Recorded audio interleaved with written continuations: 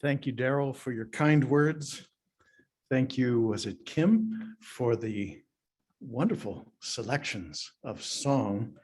I know there's an art to finding the songs to go with what you guess the speaker might be saying. So thank you. You did a good job. Thank you, too, for the congregation, for your witness here coming on 200 years. Trissels is a landmark in Virginia Mennonite Conference, and I'm delighted to be here in this year of telling stories. Thank you, too, for your commodious welcome. I think that's a good word.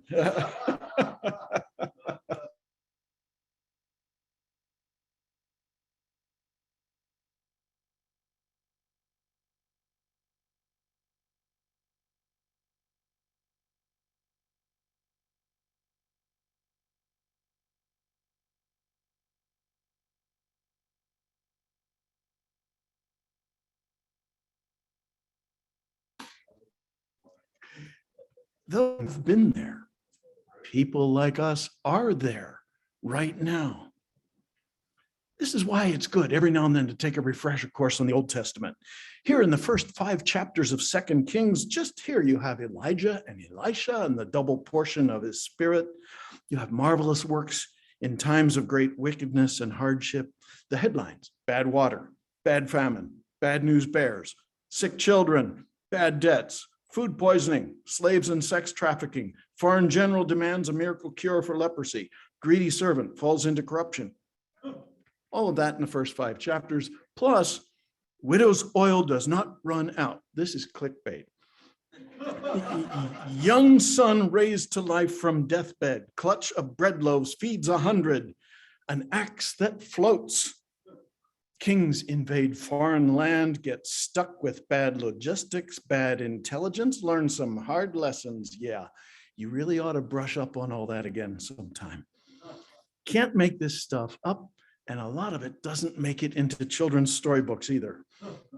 But God is here, God is there, God is on the move, God is putting things aright, and God is making the paths a little clearer for every generation that goes by.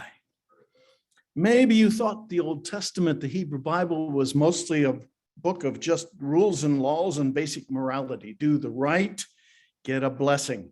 Do what's wrong, usually get zapped. Well, here's the law. Try to measure up. Whoops, you ran off track and down you go. Over and over, proclaim the law, teach God's ways, get rid of wickedness, but then get distracted, go after the idols again. The wicked flourish for a while, and then God measures out judgment again, and people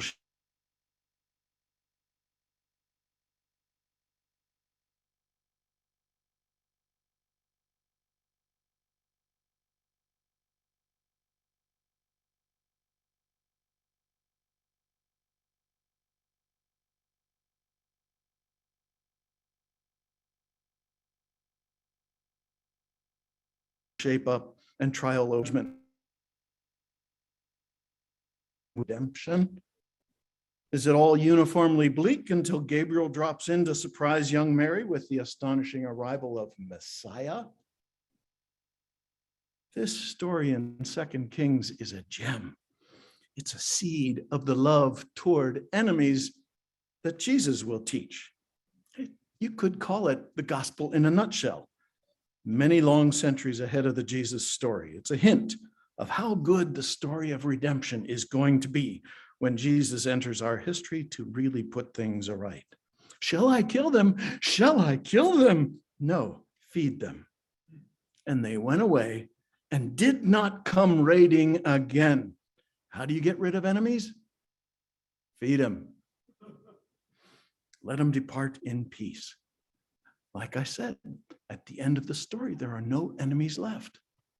So it worked. I'm not going to spend much time with 2 Corinthians passage either. The ministry of reconciliation, the ambassadors for Christ in very troubled places.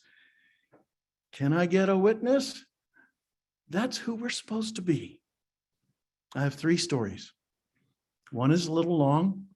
2 are very short. I have an angry priest. I have a Baptist pastor in a battleground in Ukraine. I have an evangelical Christian interrogating prisoners at Abu Ghraib in Iraq. Okay.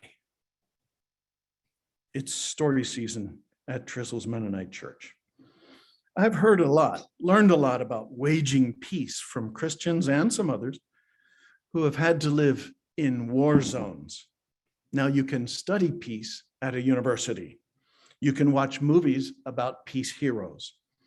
But there's a lot more to learn from the ordinary people who get caught up in some of these toughest trials and tribulations in our very own times.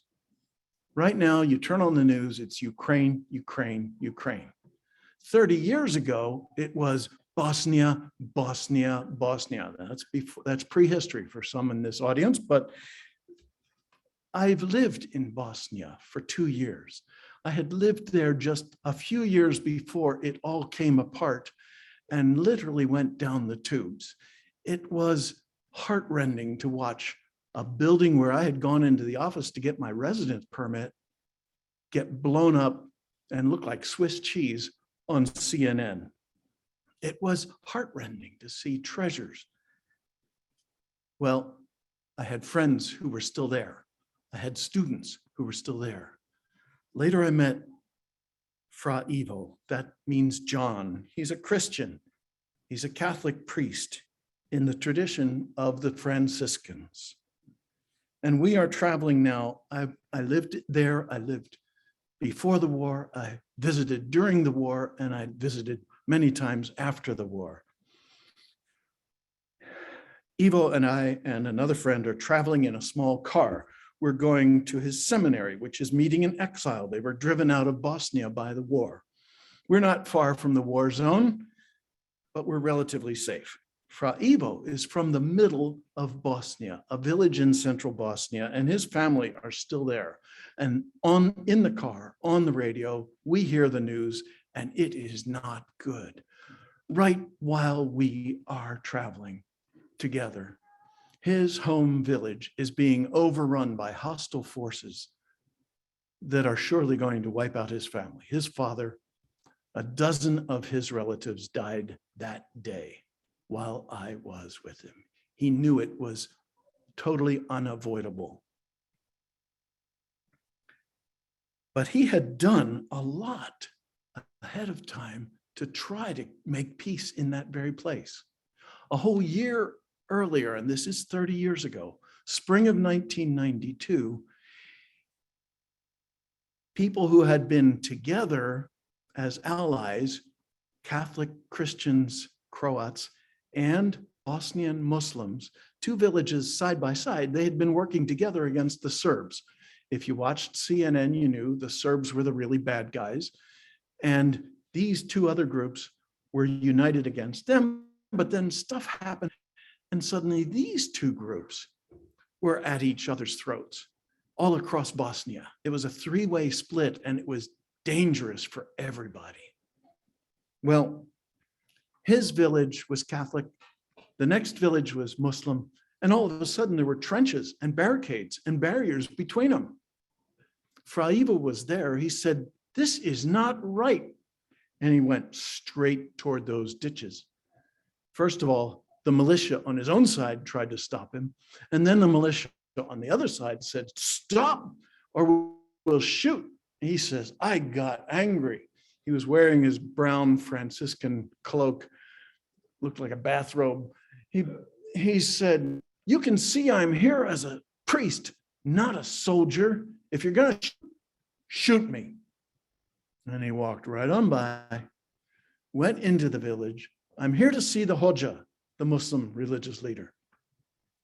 They found each other at a cafe. There's always coffee when anything good or bad happens in Bosnia. They sat down and started talking together. The Hoja was so glad he had come. "We have to talk." "Yes, we do." They talked. They talked for hours. I think there was a lot of coffee. They talked. They brought in the militia leaders from both sides, and they arranged a truce, a ceasefire, and joint patrols. They agreed, "We will not harm you, and you will not harm us." And they made it work for a whole year, even when Catholics, and Muslims elsewhere nearby were making it very, very dangerous for each other. This village truce lasted for a whole year until the spring of '93, when I was traveling with Fra Ivo, and we heard that hostile forces from somewhere else had come washing in over the whole area and just wiped it out. They disarmed the Muslims first and then went after the Catholic Christians next door.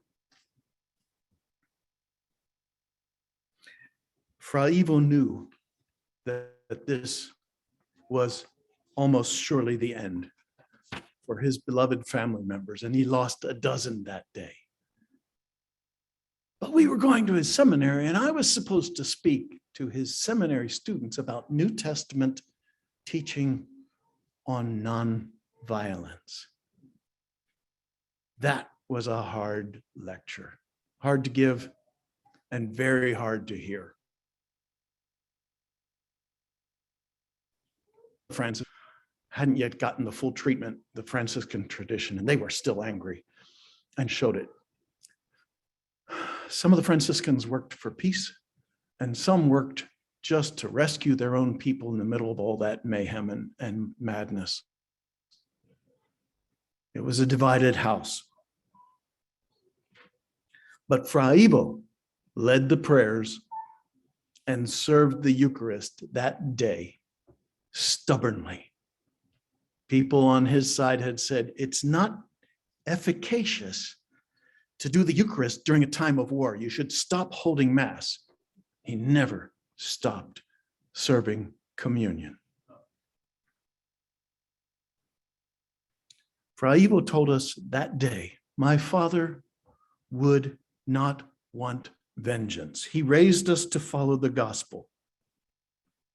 And then this priest, with every reason to be crushed, told us, even if there's just one Muslim left on the other side still working for peace, I must keep on working for peace.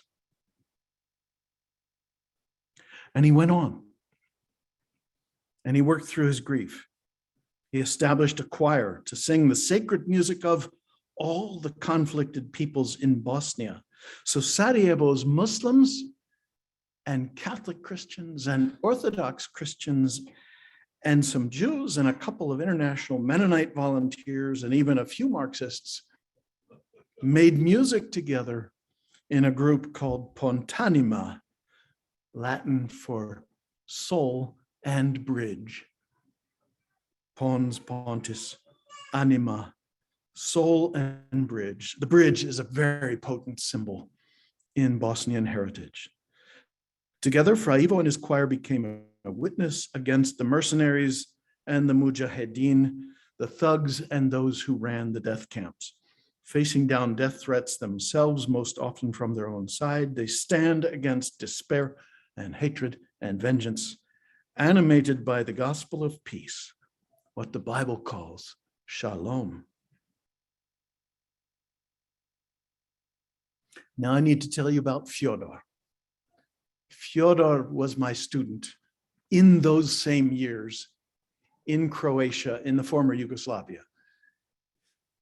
He was from Ukraine. And I remember him, we have not kept in touch, but suddenly I discover he's a Baptist pastor in Kyiv. And he's working on the front lines. And he has a seminary and a church. The church cannot meet. The seminary's building got blown up. His office was hit by 3 missiles, and the books are gone. But he's there. Some people flee. His wife died of COVID just last year. He must be 50-something now. He has a daughter and a son who he sent to safety, but he stayed. There are elderly people hiding in basements who have nowhere to go, can't get out, can't get water, can't get food. Fyodor brings them food and medicine and clothing if he has it. It's very dangerous business. He hears sirens all night. He hears explosions. He does not know if he'll be here tomorrow. And there's dozens, probably hundreds of us following him on Facebook to find out whether he's survived this night.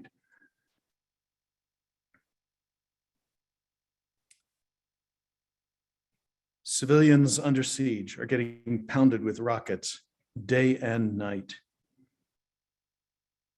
Fyodor shares a ray of hope and support when all else is failing. He says, pray for us that we will not lose our humanity and that we will not lose the humanity even of our enemies. Pray with us to keep the dignity of all God's children. Have faith in God's justice to prevail. Fyodor is preaching, even when he's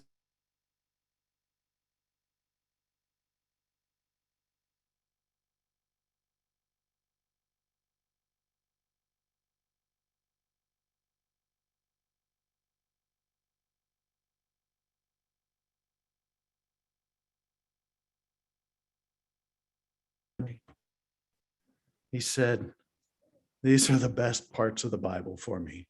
Psalm 27. You should read that one too sometime. It resonates very deeply in me. Right now, every word of his, every phrase is appropriate and in accordance with my mood, conditioned by the situation around us. The Lord is my light and my salvation. There's no electricity. Whom shall I fear? God is the protector of my life. Who should I be scared of? When criminals come upon me to devour my body, my enemies will stumble and fall. Though the enemy camp may take me under siege, my heart will not fear. Even if war comes against me, then I will not lose hope. One thing I ask in the Lord, and one thing I desire, that throughout my life I may stay in the house of the Lord, to examine the beauty of the Lord and to give in his temple. This is Google Translate. He's writing in Ukrainian. For he hides me in his will in the day of adversity. He keeps me in the secret place of his ark. He will lift me up to the rock. Now my head shall rise above my enemies that surround me. In his purpose, I will make sacrifices with joyful praise. I will sing and play to the Lord. Hear my voice, Lord, when I cry. Have mercy on me and answer me. A little later, Lord, teach me your way, and for the sake of my enemies, lead me in the straight path. Put your trust in the Lord. Be courageous and let your heart be strengthened. Put your trust in the Lord, Fyodor writes. God save Ukraine. Take care of her defenders. Take care of our people from within the country and those who are outside in the wider world. I'll tell you all the rest, friends, God willing, after victory. Fyodor is right there. He wrote again this morning.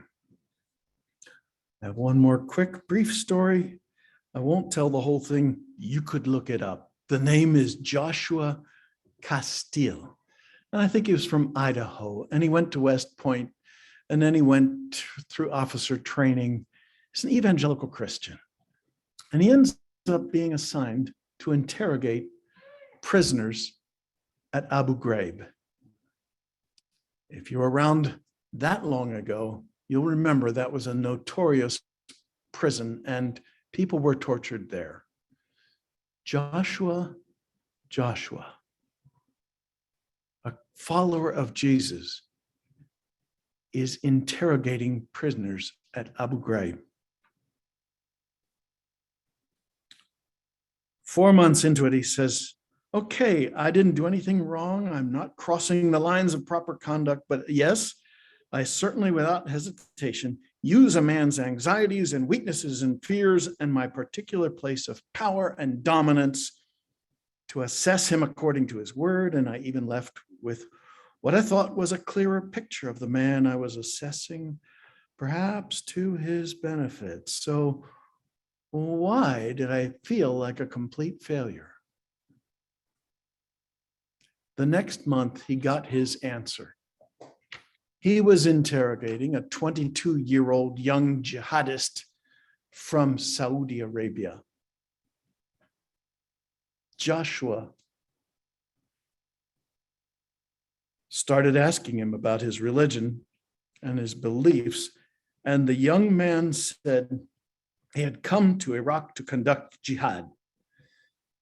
But he told me I was a very strange man who was a Christian, but did not follow the teachings of Jesus to love my enemy and pray for the persecutors.